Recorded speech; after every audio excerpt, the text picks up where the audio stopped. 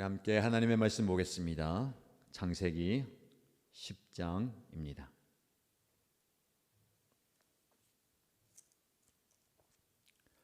오늘 저와 여러분들 함께 묵상할 말씀은 창세기 10장 1절에서 32절입니다. 같이 읽겠습니다. 다음은 노아의 아들들의 족보이다. 노아의 아들은 셈과 함과 야벳이다.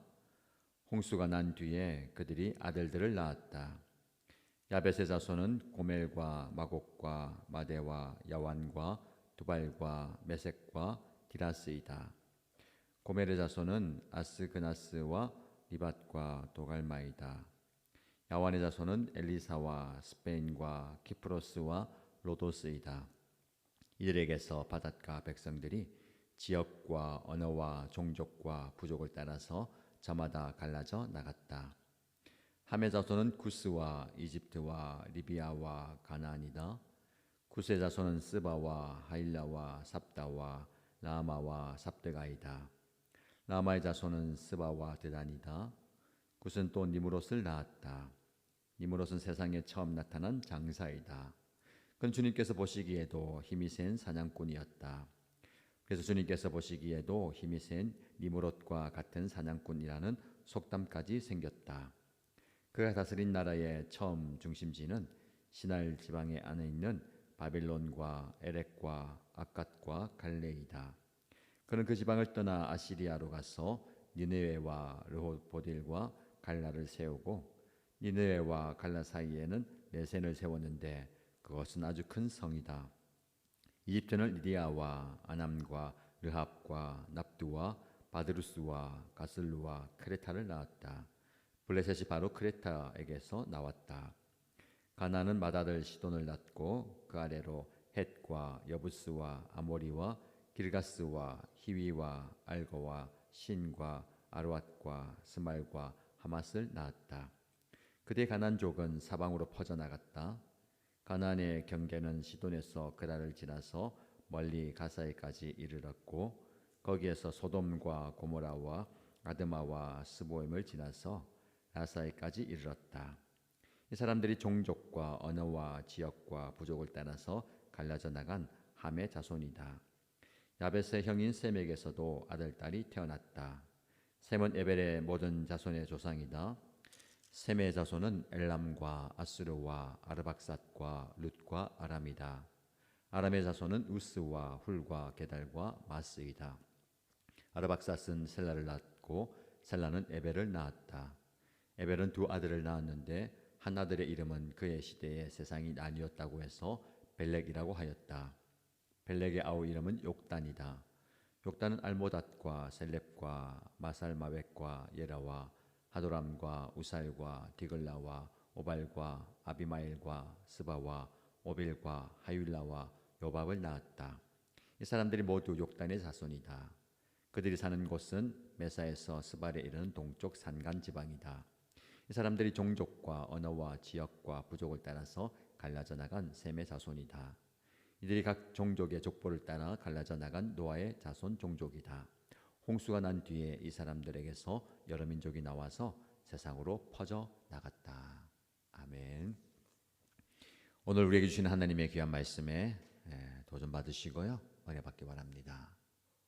우리 함께 읽은 본문은 노아의 세 아들로부터 70개의 민족이 어떻게 뻗어져 나갔는지를 보여주는 방대한 족보 기록입니다.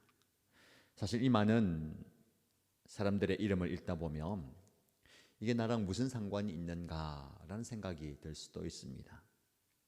하지만 오늘 저는 이 명단 속에서 특별한 은혜를 발견하게 됩니다.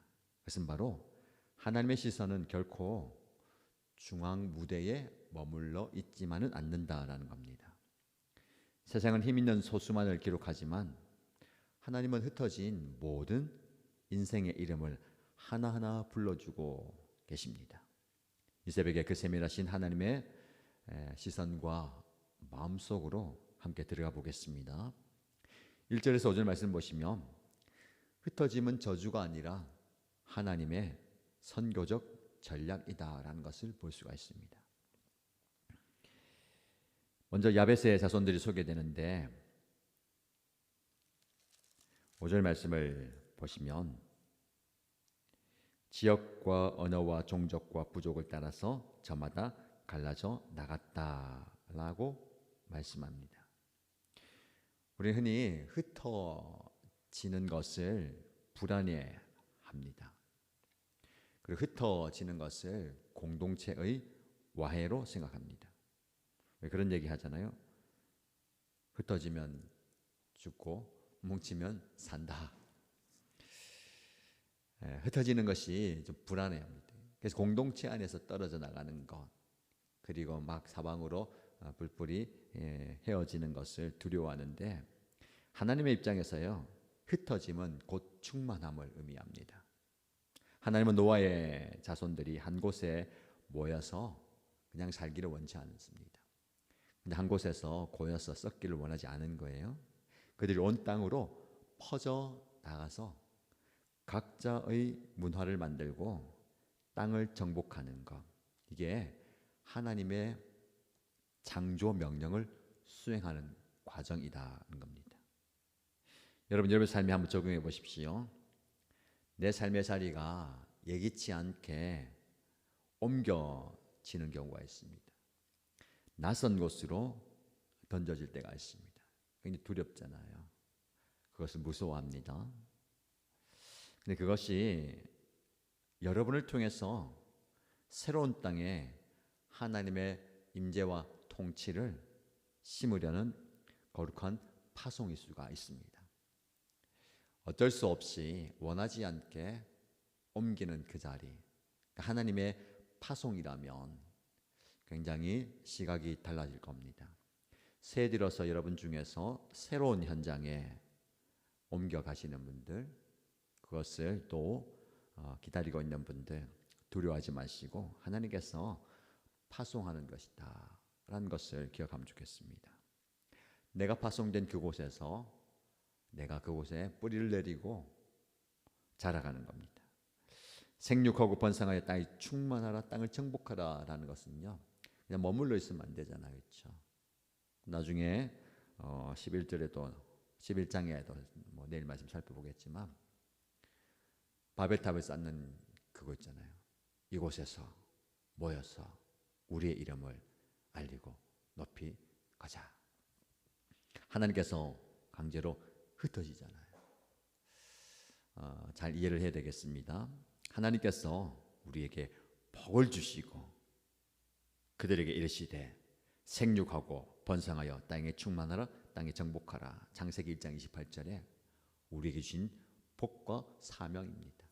우리 사명이 뭐냐면 하나님의 복을 가진 자로서 흩어져서 그곳의 복을 전하는 사람입니다. 오늘 하루 여러분이 머무는 일터와 낯선 환경, 낯선 사람, 그 자리가 하나님이 여러분들을 파송한 사명의 자리임을 믿으시기를 축복합니다. 그리고 사명을 감당하십시오. 적용 질문을 드려봅니다. 나는 지금 어디로 파송되었는가? 라는 부분입니다. 내가 지금 머무는 일터와 낯선 환경 혹은 고단한 삶의 자리를 어쩌다 밀려난 곳으로 보십니까? 아니면 하나님께서 그곳의 주인이 되기 위해서 나를 먼저 파송하신 선교지로 봅니까? 여러분의 파송의 자리에서 사명 잘 감당하는 은혜가 있기를 축복합니다. 6절에서 20절 말씀 보시면 무명의 인생들도 하나님의 나라의 소중한 한 페이지이다라는 것을 보게 됩니다. 함의 자손 명단에는요, 니므롯이라는 힘센 용사가 나옵니다. 그에 대한 소개가 잘 나와 있잖아요. 그런데 이름 외에는 아무런 기록이 없는 수많은 사람들이 나옵니다. 세상은 업적을 남긴 니므롯만 기억하려고 하지만 성경은 니므롯과 나란히 이름조차 생소한 수많은 아들들의 이름을 기록하고 있습니다. 이것이 하나님의 시선이고 복음의 시선이에요. 하나님의 나라는 니므롯 같은 영웅들로만 세워지는 것이 아닙니다. 묵묵히 자기 자리를 지키면서 자녀를 낳고 가정을 일구었던 그 무명의 인생들이 있었기 때문에 인류의 역사가 이어지는 것입니다. 여러분에게 한번 적용해 보십시오. 여러분이 남들이 알아주는 대단한 일을 하지 못한다고 낙심하지 마십시오. 내가 하는 이 일을 누가 알아봐 주냐? 대단한 일도 아니고 너무 작은 일이다 라고 생각하면 안 됩니다.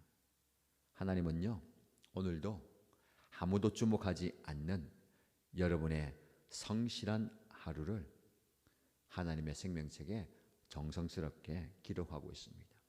그래서 사실은 창세기뿐만 아니라 우리가 계속 말씀 묵상하는데 보면 족보의 이름들이 나오잖아요. 그때만 제가 얘기합니다. 그 문명의 한 사람 한 사람의 이름을 다 기억하고 기록하는 거예요. 저도 여러분들의 한 사람 한 사람의 이름을 불러가면서 새벽마다 기도하고 있습니다. 저의 기도 수첩에 매번 이제 업데이트 되는 겁니다. 기도 제목을 다 적어주시잖아요. 여러분의 이름을 불러가면서 기도 제목 하나하나 짚어가면서 기도하는 것이 얼마나 큰 은혜인지 모릅니다. 이름만 있고 기도 제목이 없는 분들도 있어요. 생략하느냐? 제가 기도합니다. 하나님께서 한 사람 한 사람의 이름을 기록하시고 기억하시는 거예요. 그 얘기했잖아요. 하나님이 노아를 기억하셨다. 나를 잊으신 건 아니야. 나를 돌아보실까? 그런 생각 들 때 하나님은요, 다 기억하십니다. 왜 기록할까요? 잊지 않으려고. 다 이름을 기록하시고 기억하시는 거. 오늘 그 사람들의 이름입니다. 잘난 사람만 기록하는 게 아니라 실수하는 모습도 기록하고요. 연약한 모습, 그래도 기록합니다. 사실 우리가 뭐 자랑할 게 있겠습니까? 내 이름이 생명책에 기록된 것만으로도 감사하죠. 누가복음 10장 20절 말씀에 그러나 너희 이름이 하늘에 기록된 것으로 기뻐하라 말씀하셨습니다. 여러분의 이름이 하나님의 생명책에 기록되어 있고 하나님의 그 이름을 기억하시고 오늘도 불러주십니다. 이 적용 질문을 드립니다. 나의 작은 일상을 어떻게 대하고 있는지에 대한 부분입니다. 나는 큰 성공이나 화려한 결과가 없다는 이유로 나 자신의 가치를 깎아내리고 있지는 않습니까? 하나님께서 내 이름 석자와 나의 평범한 일과를 소중히 기록하고 기억하고 계심을 확신하십니까? 하나님은 지금도 여러분의 이름을 기록하고 기억하고 불러주십니다. 21절에서 32절 말씀 보시면 하나님은 모든 경계를 넘어 열방의 아버지가 되십니다. 마지막으로 셈의 계보가 나오는데요. 셈은 아브라함의 조상이기도 하지만 성경은 셈을 에벨의 모든 자손의 조상이라고 부릅니다.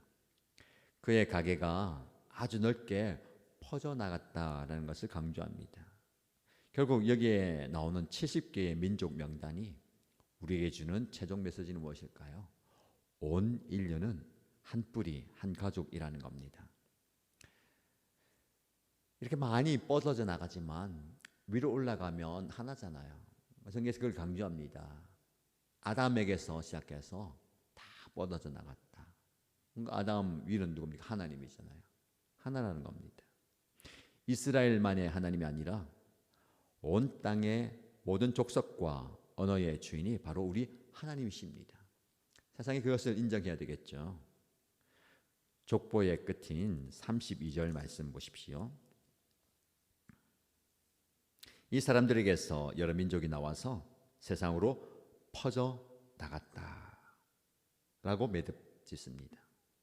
하나님은 온 세상에 충만하시죠. 그 온 세상을 가슴으로 품는 열방의 하나님이심을 선포합니다. 그래서 우리가 하나님의 마음을 품는다면요, 열방을 가슴에 품어야 됩니다. 그런 선포 있잖아요. 세계가 나의 교구다라고 하는 목사님. 우리가 정관이 있지만 우리 가슴은 열방을 품어야 됩니다. 부산과 울산과 경남도 품기에 부족한 그릇이 되면 안 되고 엄청난 그릇이 되어서 열방을 품어야 되는 거예요. 그래서 우리의 기도가 내 가족, 내 목장, 내 교회만 머물면 안 됩니다. 이 족보에 나오는 이름들처럼 온 열방을 향해서 뻗어 나가야 됩니다. 영적 지경이죠. 그래서 우리가 매번 이웃교회와 함께한 수요성령 집회 하는 이유가 무엇입니까? 교회가 함께 연합해서 뻗어나가야 되는 겁니다. 이웃교회와 함께 기도하는 거예요. 기도의 지경을 넓혀가는 거.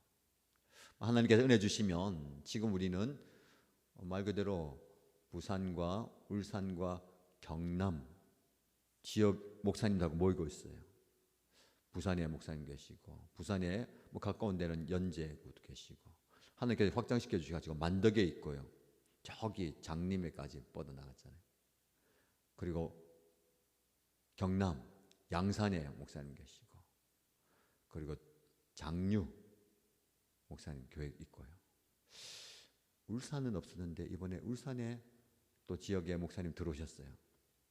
기회가 되면 이제 그 목사님 그 교회도 함께 하게 될 겁니다. 우리가 꿈을 가지고 기도하면 하나님께서 반드시 이루어 주십니다. 우리 기도가요 너무 편협하게 지엽적이면 안 됩니다. 내 기도, 내 가족, 내 목장. 하나님 기도하면 기도할수록 하나님께서요 확장시켜 주시잖아요. 그렇죠? 우리 교회가 이제 오늘 본문 말씀처럼 온 세상으로 퍼져나갔다. 세상으로 퍼져나갔다. 복음이 세상으로 퍼져나가고 그리스도의 사랑이 세상으로 퍼져나가고 그리스도의 보혈이 십자가에서 흘러서 온 세상으로 퍼져나가는 것처럼 우리 교회의 성도들이 하나님의 은혜에 힘입어서 세상으로 퍼져나가기를 축복합니다. 요한계시록 7장 9절 말씀에 이 일 후에 내가 보니 각 나라와 족속과 백성과 방언에서 아무도 능히 셀 수 없는 큰 무리가 나와 흰옷을 입고 라고 말씀합니다. 하나님의 복음은 예루살렘 그곳에만 머물지 않습니다. 예루살렘과 온 유대와 사마리아와 땅끝까지 이르러 내 증인이 되리라. 땅끝까지 가는 것이 우리 사명입니다. 땅끝을 두려워하지 마시고 하나님께서 보내실 때에 함께 가십시다. 그곳이 저와 여러분들의 선교지이고 그곳이 저와 여러분들이 숨을 거두어야 할 곳일지도 모릅니다. 이 사명 감당하는 저와 여러분 되시기를 주님의 이름으로 축복합니다. 함께 기도하겠습니다. 첫 번째 기도 제목, 삶의 자리를 선교지로 보게 하소서. 하나님, 제가 지금 처한 상황과 환경이 우연이 아님을 믿습니다. 나를 흩어보내신 그곳에서 하나님의 임재를 드러내는 통로가 되게 하시고 환경에 매몰되지 않고 그곳을 다스리는 자가 되기 원합니다 라고 기도하십시다. 두 번째 기도 제목은 무명한 자 같으나 유명한 자로 살기 원합니다. 세상의 기준인 님으로서의 힘을 부러워하며 작아지지 않게 하시고 하나님이 내 이름을 아시고 내 일상을 귀하게 여기신다는 사실만으로도 자존감을 회복하고 오늘 내게 맡겨진 작은 일에 온 마음과 온 힘을 다하겠습니다 라고 기도하십시다. 공동체를 위해서 기도할 때에 경계를 넘어 열방을 품는 교회가 되기 원합니다. 우리 교회 공동체가 우리만의 울타리를 넘어서 소외된 이웃과 열방의 민족들을 가슴에 품게 하시고 셈과 함과 야벳의 모든 후손이 결국 하나님의 한 가족인 것을 기억하며 차별 없이 사랑하고 선교하는 공동체가 되게 하소서라고 기도하십시다. 오늘 수요일입니다. 이웃교회와 함께하는 수요성령 집회 둘째 날 구평소망교회 김부영 목사님 오셔서 말씀 전하고 함께 기도합니다. 말씀의 능력과 은혜 주시고 기도의 역사여 주옵소서라고 기도하면 좋겠습니다. 함께 기도 제목 품고 기도하시고요. 개인의 기도 제목 올려드리면서 간구하겠습니다.